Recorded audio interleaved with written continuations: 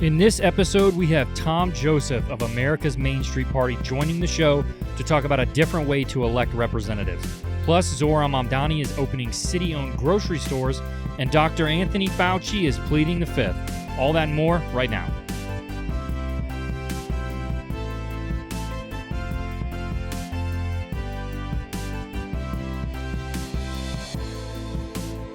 Welcome to episode 76 of the Republic Brothers podcast. He's Matt, I'm Mike, and today is July 29th. Please hit that subscribe button now so you don't miss our next episode on Monday. Before we get into the rest of the show, here is our interview with Tom Joseph of America's Main Street Party. Enjoy. All right, joining us today is Tom Joseph, founder of America's Main Street Party. Tom's here to talk to us about a new way to elect our leaders. Before we get into everything else, Tom, can you just tell us a little bit about you and America's Main Street Party? How did it all start? Well, probably the place to start is that my background is engineering. I'm a systems engineer, and I think at heart, I saw a problem with the system. And I one day made a joke that we do a better job figuring out the next American Idol than we do the next representative in Congress. And it made me think that, maybe we could come up with a moneyless system where somebody doesn't buy their position. And if you think about it, you look everywhere. We all compete for our positions everywhere, except for one of the most important positions, who represents us in Congress. Right. So how exactly does it take the money out of it? Like, how exactly does the whole thing work? That's a lot to unpack. We were actually have a beta version of our app where you can show how this will work. But basically, think about what we do in regular life when we choose products and buy services. We have a menu of choices. We're able to shop for who those are and do that. But we're creating a multi-round competition. It's more like making the Olympic team than whatever this ridiculous system we have right now for choosing who represents us. And it's bad on both sides. But the way it works is that there's an app and a portal where those who are interested in running can submit their information. There's a local committee that runs the contest. The national party, what I am, is actually a tech company. It's producing this technology that's a free and equal system. And then ultimately it's backed. Our venture capital firm is a super PAC that is backing the winner of the contest. But it's a very unique super PAC in that currently all super PACs are either backing candidates or partisan issues. There's never been a super PAC that says, hey, I'll back whoever the people pick. But that's the construct here, is that we can use a super PAC to actually restore the voice of the people. And I believe that there are wealthy people out there that are concerned about the system that will, once they understand this idea, that will rally behind the idea of a super PAC that will, capitalize a more perfect union. So if somebody gets the app and then they go on the app and basically vote on who they want, right? Yeah, it's a little bit more than that. I mean, this is going to be strategically deployed. This is, currently when you think about a political party, it usually relies on rich people to decide to run for particular offices and fund their campaigns. This one's more like a business is saying, hey, we're going to figure out the test markets. And for us, our test markets are gerrymandered districts. We believe there's an imbalance there, that gerrymandering allows voices to be silenced disproportionately. And unfairness to, allow somebody that's not really a true representative of the public to serve for that district, blue or red. Right. And by putting a fair contest into those unfair districts, the person who emerges from that is going to be a more popular candidate. I mean, political thought is a spectrum. When you put it on a population, it's a bell curve. I mean, it happens in nature. This is just the way it is. So if money distorts representation, a contest without money is going to elevate the true voice of the people. That winner is going to be more popular, especially if we create a contest that equals or outdraws a public primary. Only 100,000 people typically vote in the primary. So all we're going to do over 5 rounds is gather public support. Again, not in every district, just maybe 10 blue, 10 red, to participate in the contest and be involved in an American experiment. And I think, if you reduce it down to a congressional district, that's a manageable population, 700,000 people. Do it 10 times. It's way more practical than trying to win a Senate race or launch a third-party president. And this is really what the Constitution is founded on, is the House of Representatives. That's really where our voice was. It's why we reelect them every 2 years. It's supposed to be a way we can make our representatives accountable. When people are in office for decades that aren't doing a good job, the system's not working. So if there's someone who wants to run for office in your system, how do they get their message out if they can't just spend big money to get ads everywhere? What do they do to push their message? They don't need to worry about that, because we're going to, again, you have to be a candidate that wants to run for office in a district we think can be disrupted. So we think the districts that can be disrupted is where people are commonly winning with 70 to 80% of the vote, which is a lot of them. If you look at the people that are 70, 80 years old, they're in districts where they're winning with 70, 80% of the vote. It's not 90% of the vote. It's where there's enough voices that we can put them to use. But we're going to go to those districts that they want to run. We're going to say, hey, we're coming to the district. We're going to use the super PAC to create a public awareness campaign to say, hey, if you want to run for office, download the app, go to the portal, put your content in there. You can put your personal profile, your biography, your position papers. There'll be videos. And if you go actually to our website now, mainstreetparty.org, and the webpage called A Brand New Way, you can see the skeleton of this app now. And we've done it, and we populate it with 2 gerrymandered districts, PA1 and PA2, the real Philadelphia districts. One's downtown, one's Bucks County. And you can see we populate it with candidates that you would typically think you would see in a right-leaning or left-leaning district. But it shows you that somebody who's maybe a liberal in a red district can actually have a voice in pushing a candidate towards more central issues, because there's a lot of things we agree on that we're just not getting done. And so this is a way to reform the system that is fair, practical, and legal. I mean, that's the key thing. Most election reform, they got to go through huge hurdles, and then the parties agree on only one thing, is how to combat election reform. They like the system the way it is because it's easy for them to get reelected. So what makes this something where you don't have to create any new laws? How are you able to bypass having to come up with a new law for this? It's a loophole. This is a crazy loophole.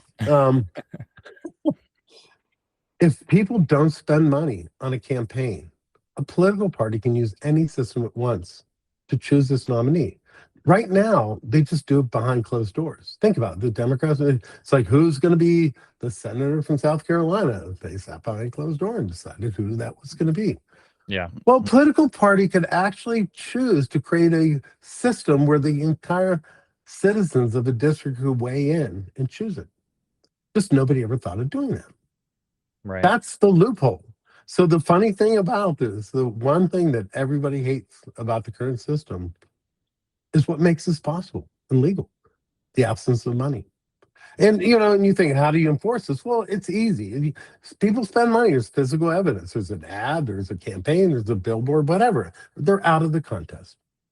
And I think the population is frustrated to the point where they're ready for people to try a brand new way, to try something that's better. Because frankly, a guy like me would not run for Congress under the current system, which, I have skills.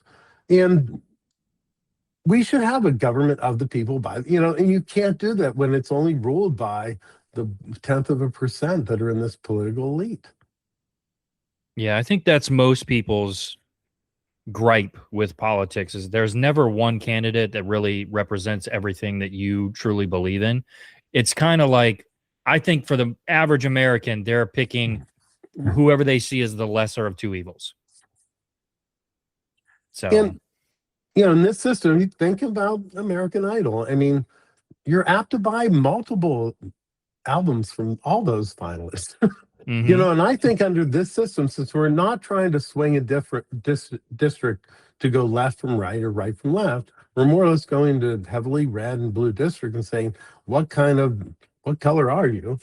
You know, I think they're going to like the finalists. I think they're all, you know, if a process, it's money, it's numbers. You know, if the process evolves and it's fair, I think you're going to generally, I think the 4 finalists are going to be pretty close. I think in the top 2, if the one had a tragedy and you had to go with the backup, I think people would back them equally. And we just aren't used to a fair system. And it's hard for people to wrap their head around it. Have you seen any pushback from the Democrat or Republican Party on this? What are their thoughts on this?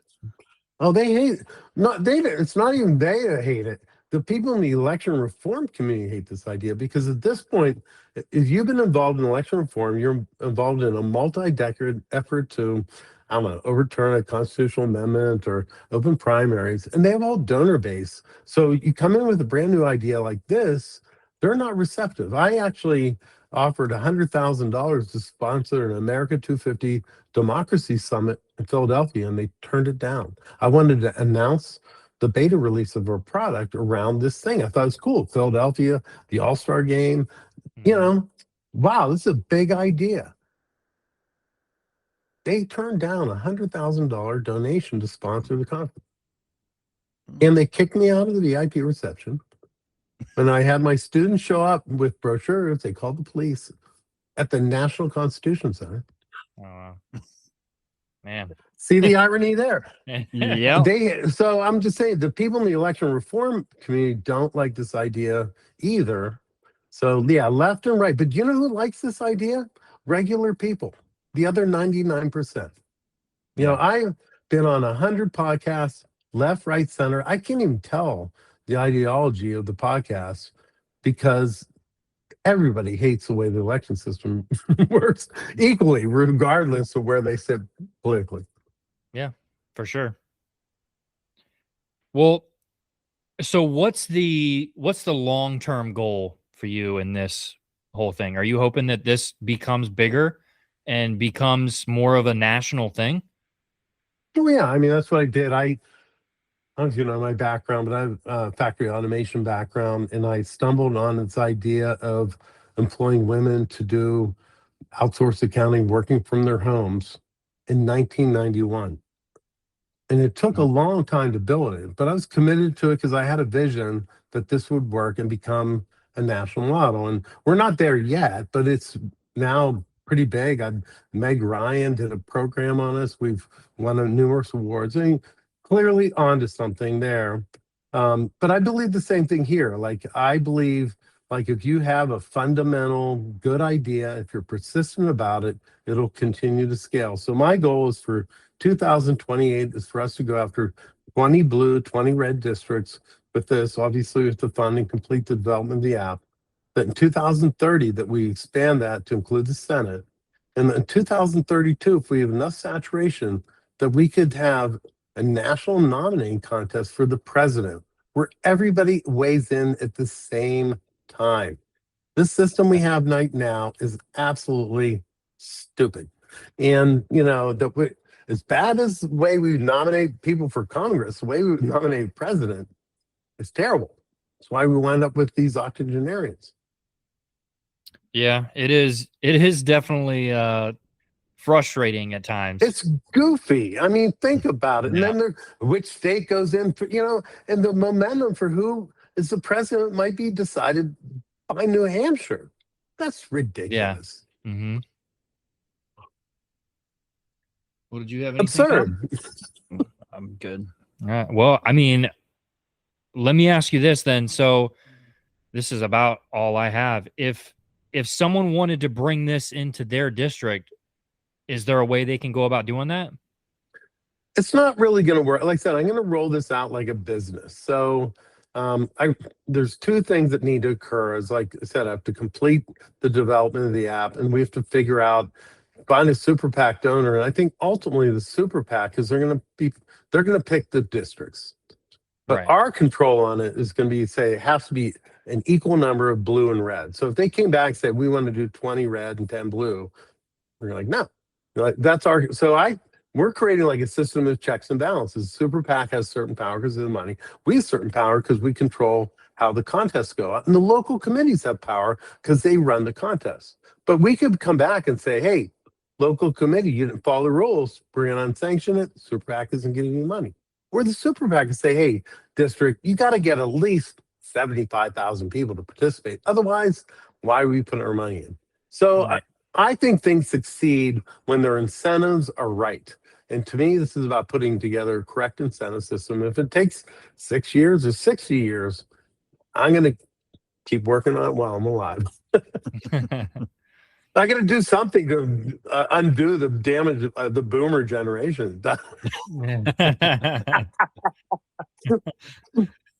Well, I mean, I don't think I have much else. Matt, do you have anything? I think I'm good.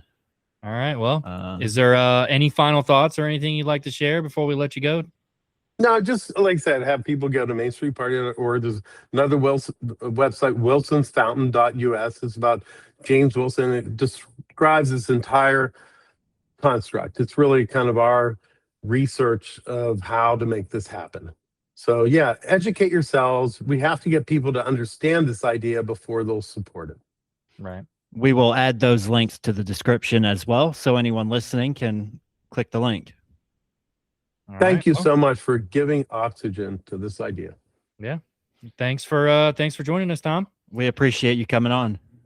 Thank you. That was our conversation with Tom Joseph of America's Main Street Party. That was a very interesting conversation, and we thank Tom for spending some time with us. Well, Matt, let's start the show today with some socialism, shall we? Today, I am proud to announce a collection of essential staples that will be predictably 30% cheaper at all 5 of our city-run grocery stores.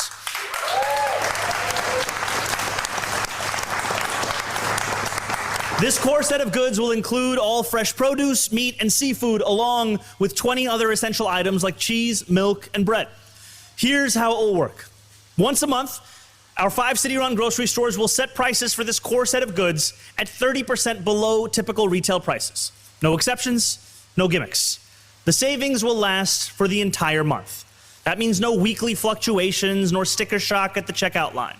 Not for our seniors living on fixed incomes, nor for the parents who rely on a regular supply of apple slices to keep toddler tantrums at bay. Now, can we all see this incredible example of produce in my hand? Now you will see these plantains here, so for anyone wondering how much these beautiful plantains might cost, you can use this QR code or head to grocery.com.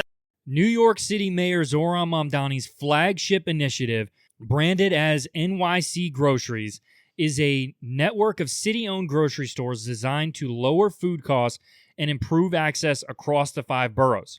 The city is investing roughly $70 million to open 5 municipal grocery stores, 1 in each borough.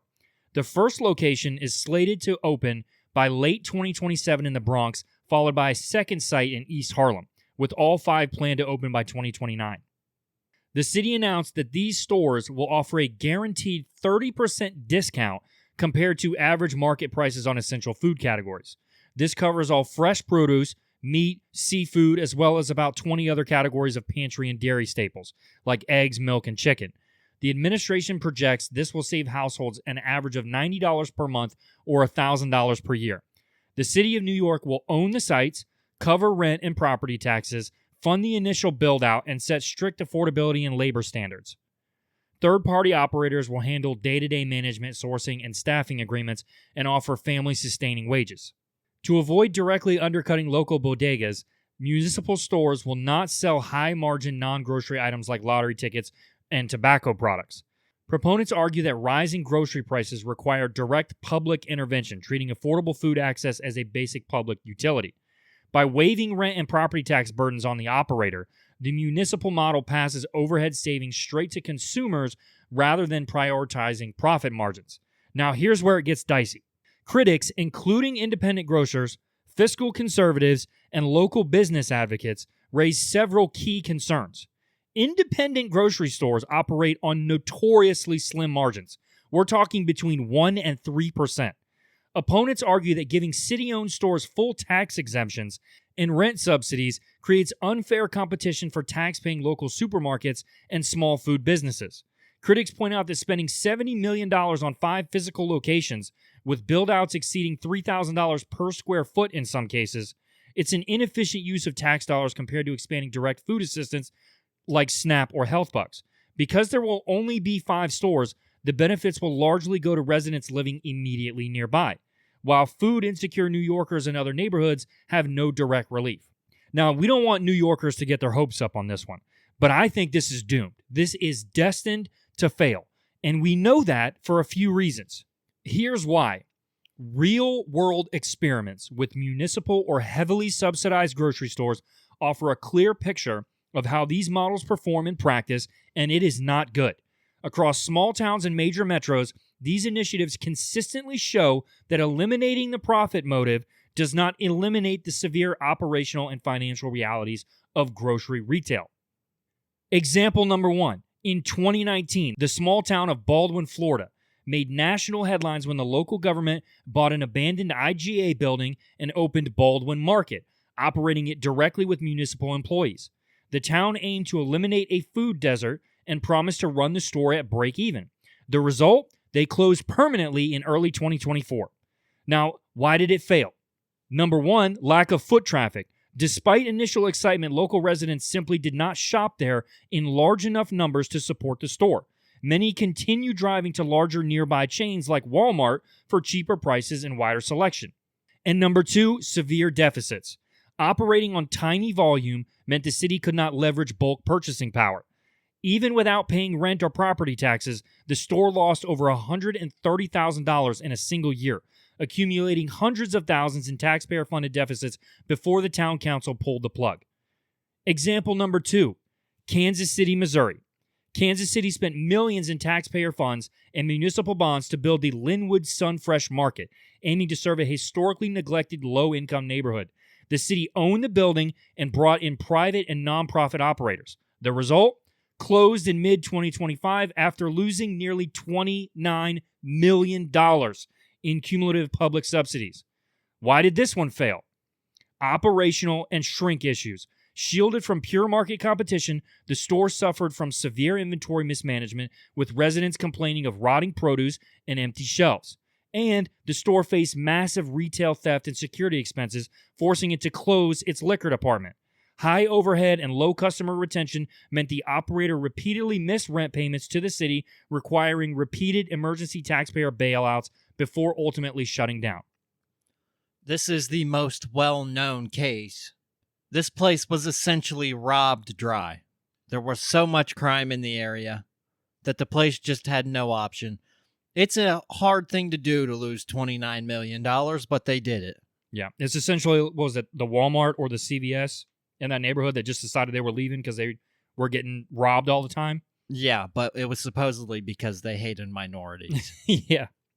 And example number 3, Chicago, Illinois. In late 2023, Chicago Mayor Brandon Johnson heavily promoted a municipal grocery store initiative to combat food deserts on the south and west sides following the closure of several major chain locations. The result? They had to pivot and do a 180 and scale back. After initial feasibility studies and watching similar public projects struggle, Chicago backed away from directly opening or owning a city-run grocery store.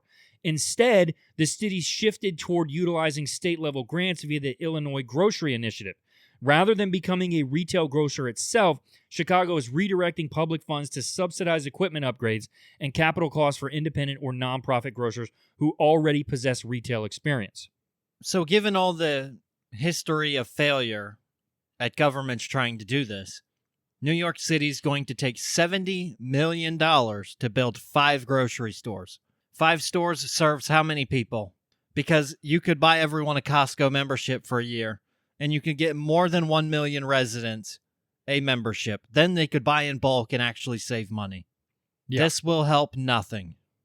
Yeah. Long story short, you need profit to make the wheels turn on something like this, and you need the competition. But think about it like this. There's already a bunch of grocery stores that you can go to right now, and you know that some are more expensive than others, but people still shop at the higher end ones. Why? Think about your own shopping habits. Why do people walk past the cheap store and pay extra at Harris Teeter or Publix or Whole Foods? Selection, clean aisles, customer service, fresh meat that doesn't look gray. A city-run bureaucrat behind a deli counter is not going to give you the Publix customer service. You can't subsidize quality, and you can't mandate a good customer experience. People know they can go to Walmart or Food Lion, but they still go to Publix or Harris Teeter. I just don't see how the expected $90 a month savings is going to keep people coming back. It's not just about the prices of things. These bigger stores can do things that a city-run grocery store just can't and won't be able to do. You know who else runs government grocery stores? Cuba. North Korea. How's that working out for them?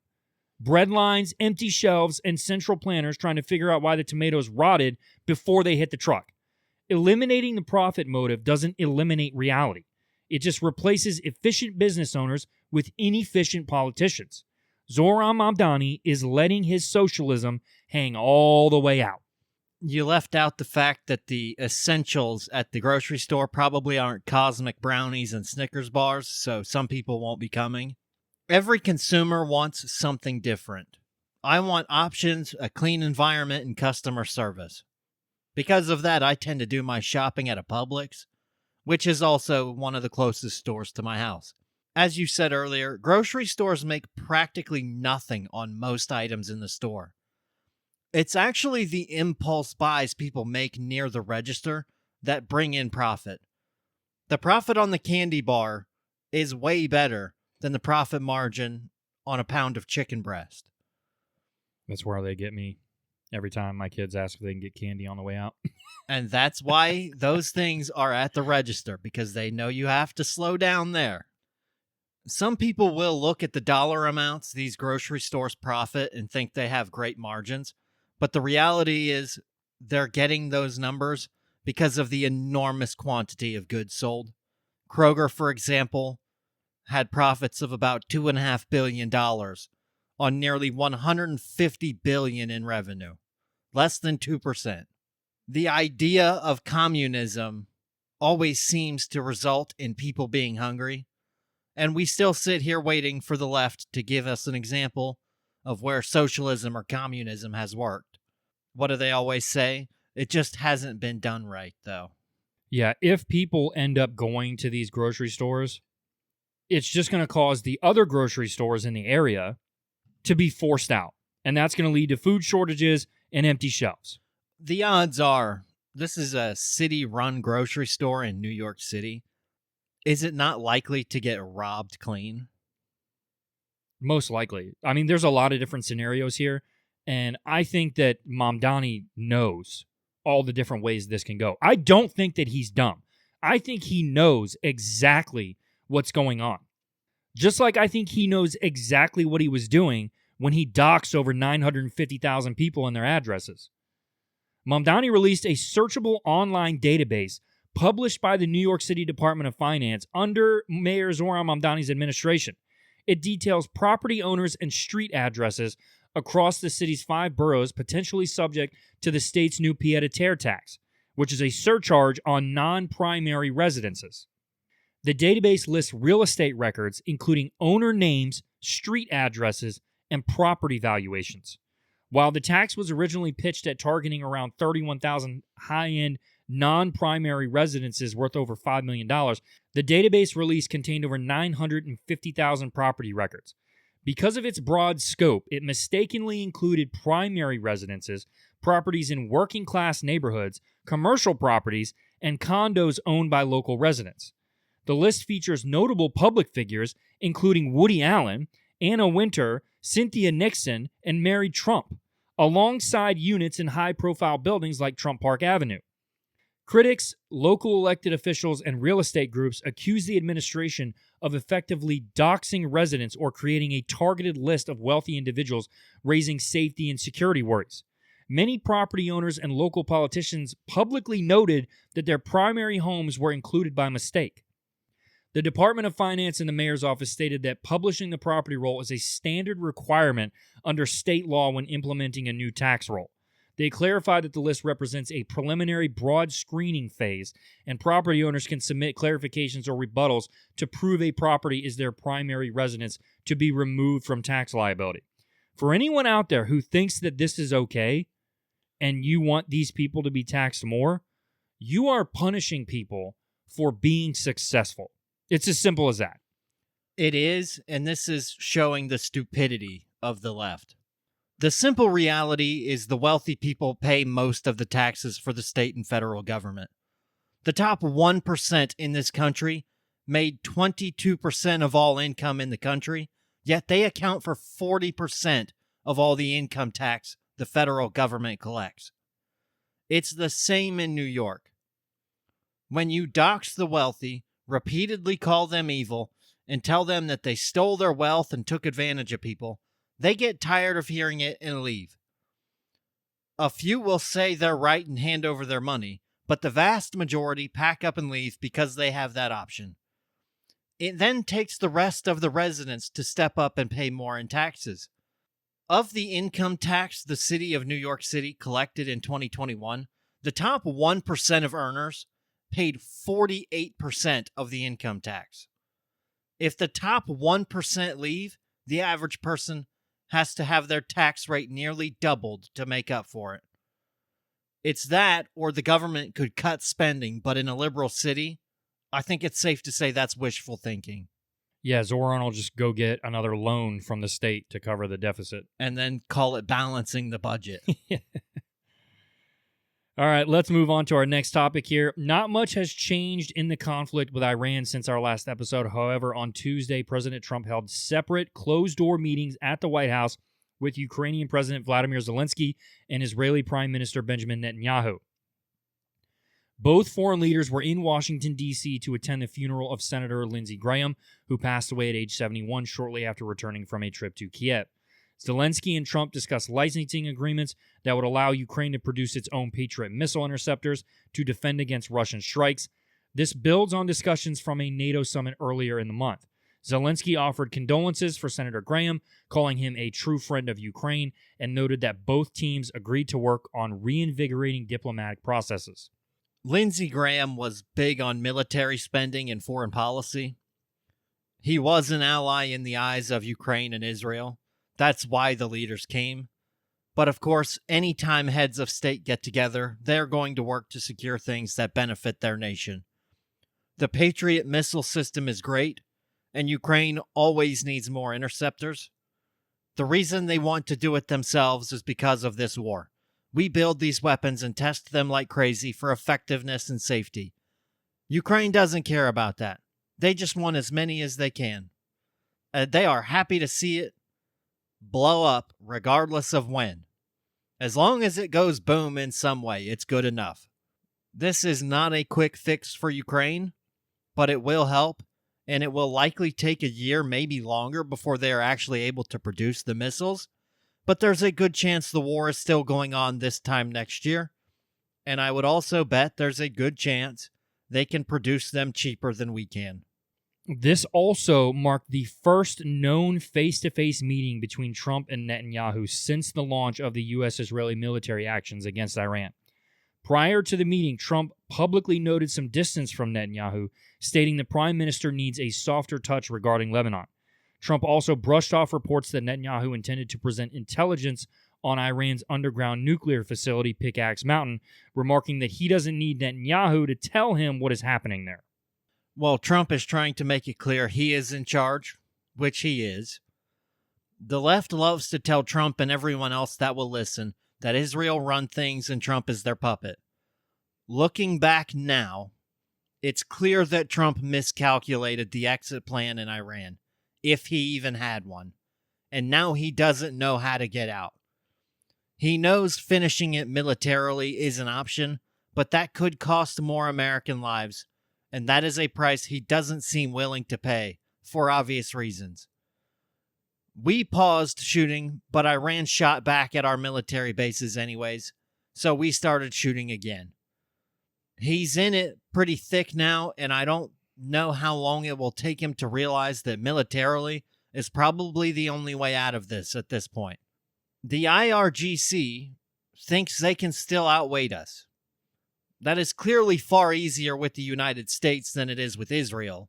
So Netanyahu is likely using this meeting as a chance to reestablish why we even started in the first place and why Trump should go for a win rather than just an off-ramp. Do you think Trump should be listening to him on going for a win rather than an off-ramp or an exit strategy? Well, if Trump was listening to me, we never would have paused shooting in the first place, and we would have been going for the win from the start. Why did we get into something if we didn't have an exit plan? Would you start something with a few basic goals, knowing that even if you got to those, it could blow up in your face? Why didn't we do a little better planning? Why were we not trying to outright win? You had the best military in the world at your disposal. Why did you pause it and let terrorists regroup? Yeah, agreed. Well, let's move on to our last thing here. This is a big one, just happened today, appearing before the Senate Homeland Security and Governmental Affairs Committee under a subpoena issued by Chairman Rand Paul. Dr. Anthony Fauci refused to answer questions, repeatedly invoking his Fifth Amendment right against self-incrimination. And by repeatedly, I mean over 100 times. 111 to be exact. He declined to answer questions ranging from NIH funding and gain-of-function research to basic non-incriminating queries posed by Josh Hawley, such as what day of the week it was or what color his tie is. What day of the week is it today? On the advice of counsel, I respectfully decline to answer based upon my rights under the Fifth Amendment to the Constitution. What color tie are you wearing? On the advice of counsel, I respectfully decline to answer based upon my rights under the Fifth Amendment to the Constitution. What color's the carpet in front of you? On the advice of counsel, I respectfully decline to answer based upon my rights under the Fifth Amendment to the Constitution. Let's just get one thing straight. You don't have any rights under the Fifth Amendment because you've been pardoned, as you very well know. As the Supreme Court has been clear for a century and more, Brown versus Walker, 1896, when he has been pardoned, he may not stand upon his privilege. You know that. Your lawyers sitting behind you now shifting nervously in their chairs, they know it. This isn't about the Constitution. This isn't about the law. This is about contempt. Contempt for this body and contempt for the American people. But I think I know why you're doing it. It's because you don't want to answer questions.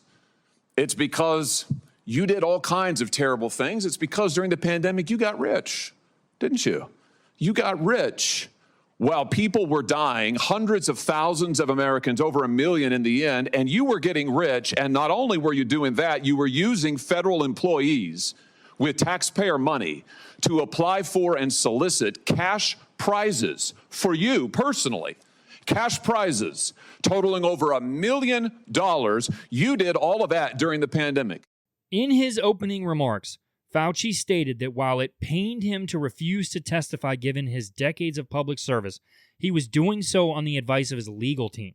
He accused Senator Rand Paul of using the hearing as a trap to force a perjury charge or perjury-adjacent misstep. Fauci argued that Paul was operating out of an obvious obsession to see him behind bars and noted that Paul's recent public release of roughly 1,100 pages of his personal pandemic-era diaries was meant to embarrass and intimidate him. During and after the COVID pandemic, I have appeared multiple times for hearings in the Senate and the House, usually under oath, and sat for several days-long transcribed sworn interviews, answering questions about the very issues that are now the subject of this hearing. However, given Senator Paul's obvious obsession with calling for my prosecution, his repeated slanderous comments about me, and recently his publicly releasing my unredacted personal diary aimed at embarrassing and intimidating me, the only conclusion I can reach is that the sole reason he is calling me before this committee is to get me to say something, anything, that could vindicate his repeated public pledges that I end up, in his words, quote, behind bars, unquote. Any reasonable person who has followed his unhinged obsession with me would readily come to the same conclusion. Therefore, although it pains me to do so, because of the respect I have for the legislative branch of government and my decades-long record of cooperating with Congress, under the advice of my attorneys, I will invoke my right under the Fifth Amendment of the Constitution to refrain from answering your questions. Thank you.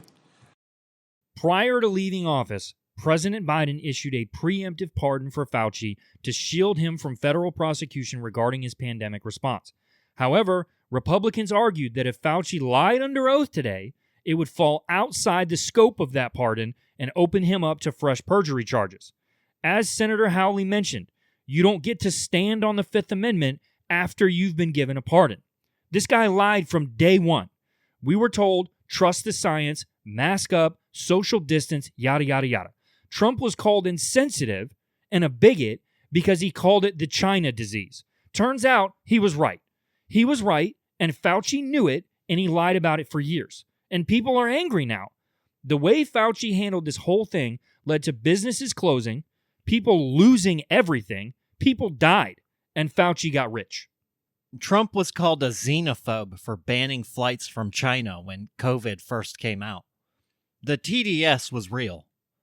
There was a disease we didn't know anything about at the time, and Trump tried to prevent it from spreading to the U.S. When it got here, we learned about it and realized it wasn't super deadly unless you had pre-existing conditions, but the left tried to shut down the entire country and make everyone dependent on the government. Fauci knew it and lied about it. If you go and read his diary, it's pretty clear he got caught up in the fame and the money. But as you played in that first clip, he can't admit it. He knew where COVID came from and how deadly it was. But given that information, he essentially did insider trading. He knew what government policy would be because it was basically his choice. He was the so-called expert, but he wasn't sharing factual information to Trump or Biden during COVID. I'm sure Biden made plenty of money on this as well, which is why Biden handed him the pardon and the rest of his family, but it doesn't make any of it better. Yeah, agreed. And when Fauci's attorney, David Schortler, tried to interject to make a legal point while seated beside Fauci, Senator Paul stated he was not recognized to speak and had security remove him from the committee room. You're not recognized. You're not recognized. If you are unruly, you will be removed from the proceeding. You are not recognized, and you are not recognized, sir. Sir, you are not recognized. You are not recognized. Security, we'll hold off. But you will respect these proceedings. You were told not to sit at the table. You insist on sitting at the table. And we told you you would not be recognized. You are not invited here for testimony, sir. You are being disruptive. Would you behave this way in a courtroom? No, because the judge would put you in jail. I can't do that today, but I can have you escorted from the premises. So I would say, sir, sit quietly and don't say another word. I said, sit quietly. You are not recognized. Another word and you're gone.